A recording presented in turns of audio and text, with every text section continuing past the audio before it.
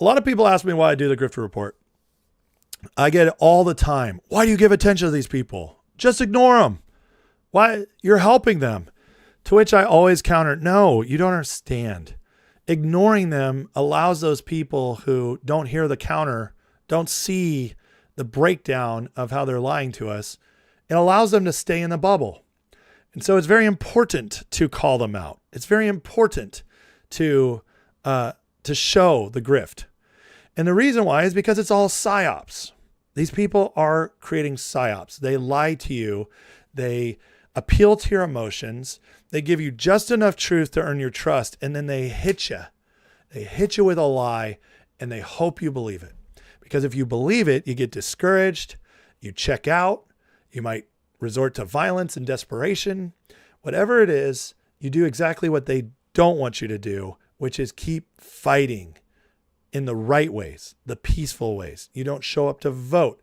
You don't run for office. You don't go out and call them out. You don't present truth. You don't present your opinion because you give up. That is why I do the grifter report. And it's also funny. I have a lot of fun laughing at these idiots. But regardless, talking about psyops, here's a great post on it. Greetings to everyone in our corner of X. I think there's an ongoing psyop being perpetrated as we speak. You think? There always is. But it says, yes, I know, unbelievable. In current year, anyway, I believe the enemy is trying to break up the band and prevent our group of experts from sharing areas of expertise. In other words, there's a psyop against the good folk. And this is an excellent post. It's going to name names, and I'm not saying I agree with everything in this post. But I do think the premise is true. But it gives you a great reality and understanding of why I fight this stuff. It says, prevent our experts from sharing their areas of expertise and combining resources to become something more than individual parts. They're trying to find the ideological outrage points you all have and use those wedges to drive you all apart and prevent you from trusting each other, despite having alignment on ideas and actually matter for this fight. For instance, Alex Craner can be moved by focusing on crimes of Israel. Then via the transitive property of the U.S. being allied with Israel, the U.S. shares responsibility for those crimes. Trump himself, then MAGA plus Republicans. It's a Groyper playbook for the intelligence. Alex Craner, I think, is a good man. I think he's on our side. I don't think he's a grifter. I do agree that he is really bitten into this whole anti-Israel thing in ways that I don't believe are healthy or helpful. And I do think they're right about this. Dave Collum, it's taking advantage of his meticulousness. Give him the deepest, most complex rabbit holes to look at and watch him tie himself in knots over the course of a few months, throwing a few false trails and down each branch of the rabbit. And even someone like Dave's eventually in a hall of mirrors on a given topic. I've listened to Dave. He is fully black-pilled. It's very discouraging.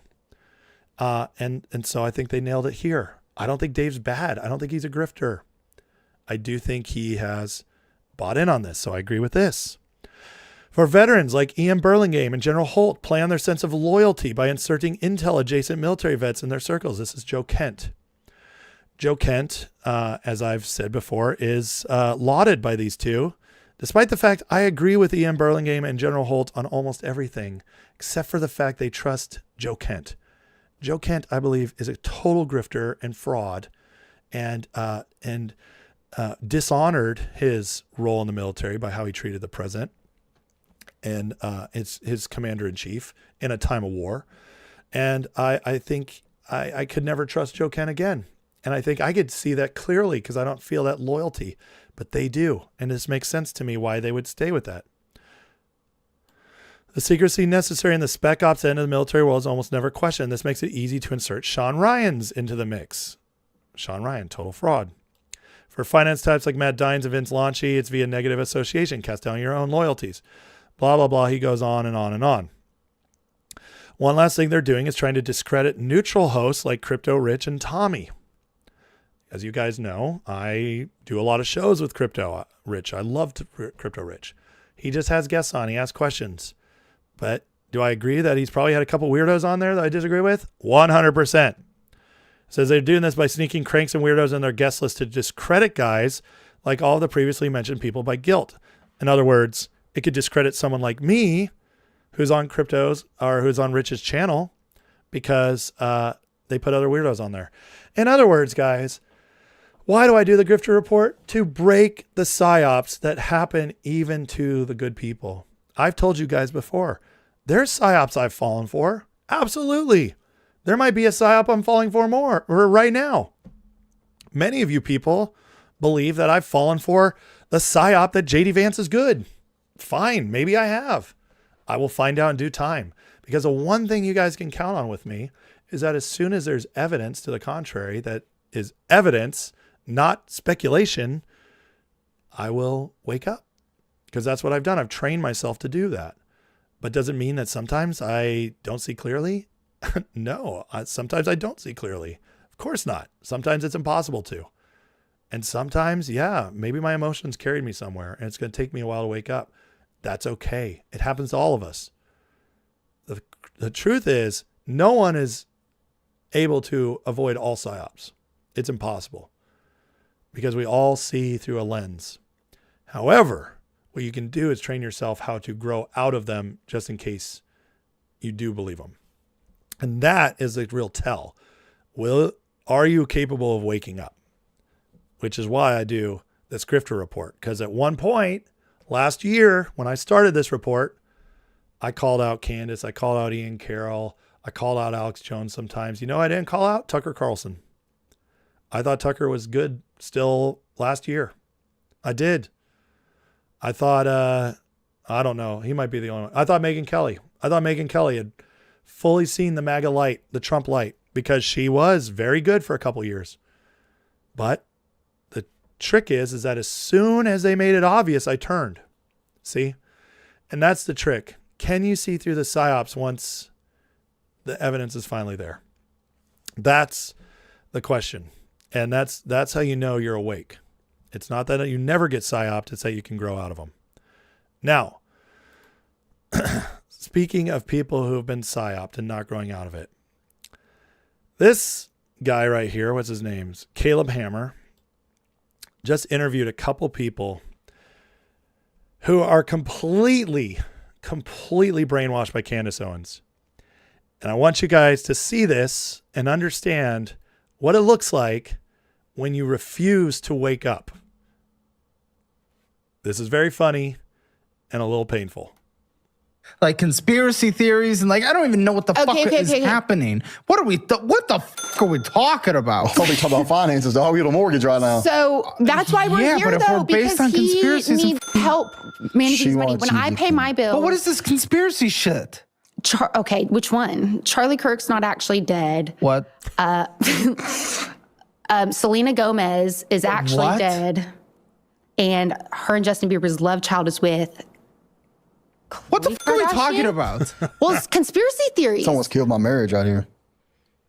Yeah. He doesn't really agree. I don't know. I saw some videos a lot on Twitter that day. What day? Oh, yeah. Okay, that's fake, though. So you saw some people die, probably. Did that look like death? No. Well, it's questionable. Oh. It's questionable, dude. I've seen people shot. I've been part of shootings. You've seen movies. Does that look like death? World, that looks more like death than the Charlie Kirk. I don't think movies are like... But it is. I'll put it this way. Real quick. There's a lot of people out there who believe Charlie Kirk's not dead. There's a lot of people out there who believe he wasn't shot, that his microphone exploded and that killed him. There's all kinds of crazy stuff about Charlie Kirk. Some of it perpetrated by Candace Owens. And these people love Candace. Just telling you, this is the kind of crazy stuff that you have to deal with, that people like Candace gets their grips in these people, and it becomes a total mind operation. They take you over. This is what these people are, this is what it's like. By the way, everybody who watches Candace and comes to me with stuff, this is what I think of you. This is who you are to me now. Okay? Just letting you know. This is who you are to me.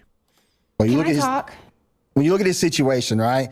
First off, a man shooting a shot that far away has to be a child. Has to be very, very, very good. Maybe he got also just very lucky. But the bullet that was supposedly used would have blown up his I'll head. say this. I was an expert shooter in the military. I scored perfect every single time I've shot a weapon in the military. The blood 300 didn't yards, even stain 25 his feet forward, clothes. whatever, right? So where is he? Why would he do this? So he's an okay. So there's Here we go. theories. Here we So go. there's theories. Okay, so he can either his This is what happens when you buy the psyops. I'll skip down a little bit more. believe this. I believe one of two theories. That's one of the theories. I don't believe he's actually dead. Okay, and the other theory would be. Well, I've got. Well, now I understand why you guys can't talk about things because you guys are like scary with your Talking about the brains. trap door that you think's Well, there. so yeah, the door. There was a trap door. They covered the trap door up, after, like right either that night or the Who's next day. they? I don't. That's the cover-up people. The cover-up people. Yeah, the cover-up people. What? This is what happens when you watch Candace Owens and Believer.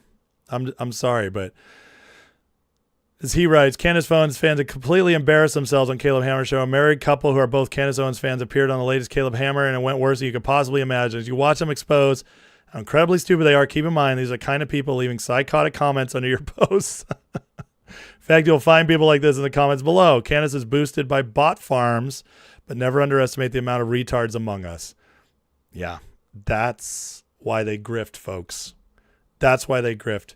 And I get it in my chat all the time. I get retarded people who say the most insane stuff in my chat. And it's because they're believing grifters. Whether it's Candace, Alex, Tucker, Megan, or whether it's every single Democrat, because they're all grifters. Regardless, they believe it. And that's why they do it. And that's why I speak out against it. Look at this.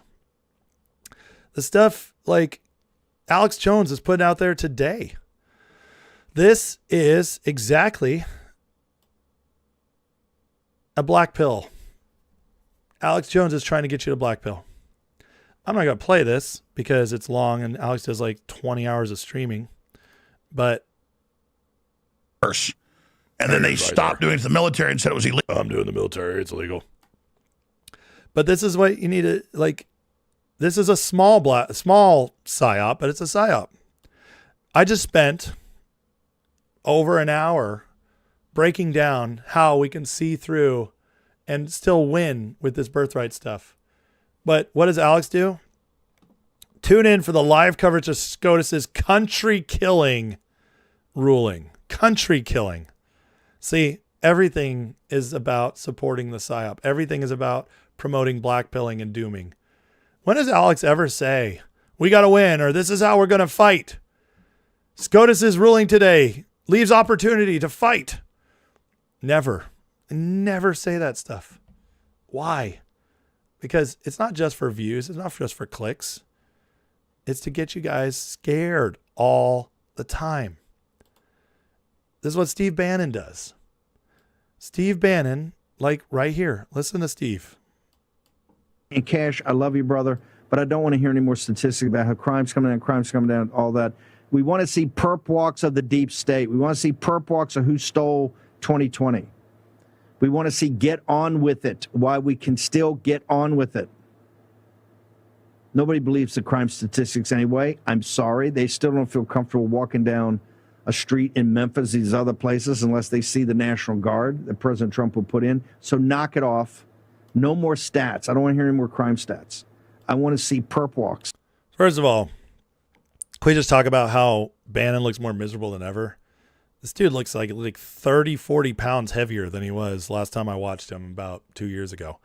Dang, Steve, get it together, man. You look like you're dying. Look at those eyes. This is not a healthy person. Regardless, did you hear what he said? This is how he undermines Trump. He never goes after Trump personally because he knows if he does, he loses his audience. You can't go after Trump directly. Steve Bannon built his entire base on MAGA. It's not like Tucker Carlson, who's been around 25 years building his fandom off CNN and MSNBC and then on Fox News with some, old school Republicans. Tucker's got a lot of people different following. It's not like Alex Jones, who built his following off the conspiracy crowd. Bannon built his entire audience off of MAGA. So he cannot go against Trump in person. What he does instead is he acts like Trump is being undermined by everybody, including Kash Patel. When he says, instead of what I do, where I'm like, I understand you guys want to see names, but look at everything else that's happening. Names will come. And then we get stuff like John Bolton pleading guilty. Okay. Stuff happens. It's a process. Bannon is perpetuating the psyop that just because Bill Gates hasn't been put in cuffs yet, Trump's not doing anything. And he's perpetuating it by going after Kash Patel and saying Kash Patel's lying to you. That's how Bannon runs his grift. It's very clever because there's going to be people who watch that and said, yeah, I don't care. Just do, yeah, I don't care about all these arrests. I don't care that thousands of pedophiles are off the streets. I just want the Epstein pedophiles. I just want those four guys. That's all I care about. I don't care that 5,000 other ones are gone and hundreds of thousands of kids are saved. I don't care about that. I just care about Epstein. I know there's those people out there. You're morons, but you're out there. But that's who Bannon is playing to. He does this all the time. Every time I listen to him, there's something. And yeah, he has good guests on, and yeah, he says good stuff. Bannon knows how to play the game. He knows how to stay relevant. But I see stuff like this from Bannon all the time. I call it Bannoning. It's how you black pill in a way that MAGA doesn't always notice it. But it makes them nervous. It makes them not happy. Remember, this guy is in the Epstein files more than Bill Gates. He's in the Epstein files more than Reid Hoffman. All of his texts with Epstein were about getting rid of Trump, about Trump being a moron, about making Trump's first term not work, about undermining Trump at every opportunity. So when he says Kash Patel is undermining Trump, he's projecting because that's what he did. He's the one who got Trump to hire John Bolton, which he claimed in the Epstein files. Yeah, sorry. He's sloppy Steve, according to Trump, when Trump fired him in his first term. So yeah, he is bad news. And when he says stuff like this doesn't help anybody, by the way. What does MAGA learn from this? It only learns to, oh, don't trust what they're telling you they're doing. They're not really doing anything. That's the whole message Bannon's pushing right here. It's insane, but it works. I get these morons in the chat all the time. I'm not going to tell me when the arrests happened, bro. I have people I consider friends that say that to me. I'm like, well, I love you, but you're stupid. I love you, but you don't know what you're talking about. And that's okay. We can still be friends, even if I don't think they're smart in this area. But the good news is it keeps falling apart on them, guys. It keeps falling apart. Nick Fuentes now. What happened to Nick? Why is he now turning on Candace Owens? Did they kick him out of the club? Did his last check not clear? I don't know. But just like the Democrats fighting their own, having a civil war, they're starting to become a civil war in Fagaland. Listen to this. Charlie Kirk was killed by Tyler Robinson. He was. Tyler Robinson's transgender boyfriend sold him out. His parents turned him in. His DNA was found at the scene of the crime. His grandparents' gun was found in the bush, discarded after the killing. Tyler Robinson was the killer. He confessed. And what was Tyler Robinson? He was part of the radical left. He was in left-wing Discord servers. He organized with left-wing students. He was one of these people that would have been in favor of Zohran Mamdani. He's a radical left, trans liberation, socialist progressive, hick lib. That's what he was. He killed Charlie Kirk. And what immediately happened after Charlie Kirk died is all of a sudden there was a mandate from an angry nation, which was unequivocally destroy the radical left. Everybody in America. Okay. I can't believe I'm saying this, but I just agreed with everything Nick Fuentes said for a whole minute.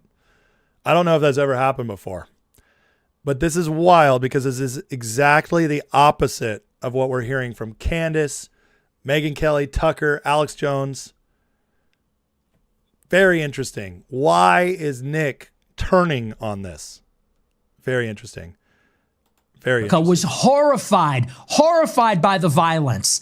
Everybody other than the most extreme elements on the left, young people and old people, black people and white people, men and women, boys and girls, gay people, everybody was horrified that Charlie Kirk was gunned down, gushing blood out of his neck at some campus college event. And the mandate was unequivocal, which is find the culprit, destroy them. And that's exactly what the government was going to do. Didn't they say Stephen Miller and Vance were on the case and they were going to root out and destroy DSA in these socialist cells across the country? But then what happened? What happened right after that is all of a sudden everybody started to muddy the waters and blame it on Israel. Can you believe he's saying this? Nick Fuentes, Mr. Anti-Israel, is saying the whole hoax about Charlie Kirk being tied to Israel is muddying the waters. This is wild. Something is happening here. Something is happening here. Suddenly there was this narrative that people were wearing maroon and there were these Egyptian planes chasing Charlie Kirk and there were a bunch of Israelis there. And what about the angle from behind him? Didn't Charlie Kirk didn't he just crash out on Bill Ackman? Would you like to know where this narrative originated? The narrative that Charlie Kirk was killed by Israel originated in the gray zone with Max Blumenthal. Max Blumenthal is a Jew. Max Blumenthal used to work for the SPLC, the Huffington Post, Slate. True. The most far-left publications that are out there. And you think this guy criticizes Israel? He was out there doing hit pieces against David Irving. The Holocaust, the World War II is... Regardless, he goes on and on and on. And that's honestly, it's mostly good stuff. This is wild. See, Nick's out there calling out the grift. I'm shocked, mind blown. What's happening? Like I said, did a check not clear? Nick was the darling with these guys just 6 months ago. He was interviewing with Tucker, hanging out with Candace. They were all buddy. What happened? Nick's been a grifter since the beginning. He's been a part of it for a long time. In with Trump, out with Trump, pushing this whole Groyper spiel that doesn't help anybody. Oh, I'm going to vote Democrat in the next election. We got accelerationists. One of the stupidest ideas ever. Would have been better if Kamala won. Yeah, he said all this retarded stuff. He's been doing it for 9 years. Guy's a total grifter. He's a total fraud. But something's happening. Something's happening. And I don't know what it is, but we got to watch this carefully because it's starting to shift on all of them. I wonder if this has something to do with Farah. And let me get back to that in just a second here. Candace Owens right now is freaking out. This case, she says, is nothing. She's trying to get it dismissed, the Brian Harpole lawsuit. Candace is pretending she's been happy she's getting sued because it'll open Brian Harpole and TPUSA up to discovery. Her fans have been foolishly led to believe Candace being sued is a good thing and will help her further expose the fake conspiracy they believe in. What happened? Candace is full of shit. She did the exact same thing with Macron. She has to give off a false sense of confidence to maintain the illusion of conspiracies. Behind the scenes, her actions are much different than her words. Here's the paperwork of Candace fighting to get the case against her dismissed. I will tell you right now, there's a lot going on behind the scenes to finish these grifters. Trump has called them out in person a couple times. Alex Brusewitz, one of the guys who works with Trump's social media team, has been calling out foreign influence on these people. FARA violations. Candace going to Russia. Calling it out by name. Do you think that maybe behind the scenes, the walls are closing in? The foreign money is being tracked? They know it. They're getting scared. Is it possible Nick Fuentes, terrified that he's about to be exposed, is flipping gears, shifted, told Nick, you do this anymore, you're going to prison or we're taking everything from you? I don't know. It's just speculation. Maybe tomorrow Nick goes goes full retard again. I don't know. But I can tell you that what we just watched is not the Nick Fuentes of the last 5 years, 9 years. It's not. This is a man speaking sense. And I know. People are like, Nick's right a lot, but he's just bad. That doesn't even make sense. Nick's been wrong about so much. And he lies, and then what he does is he ties what he's right about into the lies and makes it all sound good. That's what he does, which makes you a liar. That's what the devil does. That's what the devil did to tempt Jesus in the wilderness. Use the Bible to tempt Jesus. He's still a liar, even though he used truthful phrases. Doesn't make you truthful. But this is different. This is him calling out a whole narrative. It's wild stuff. Defending the Jews, that the Jews didn't kill Charlie. That's wild. All I know is there's signs of panic in grifter world and Fagaland. Sometimes you see it obviously. Sometimes you just see it on their faces. They're very miserable people. But regardless, I'm going to keep calling it out because the psyops are never going to stop, folks, which means the grifter report's always going to continue. There's just going to be new stars here and there. But in the meantime, we'll keep calling them out, calling out their BS, because we do not want to fall in the trap of getting sucked in and them turning us against each other. Just like what's happening with Nick right now. We're not going to let that happen. And I'll be here to keep calling it out, and we'll laugh and have a good time while doing it.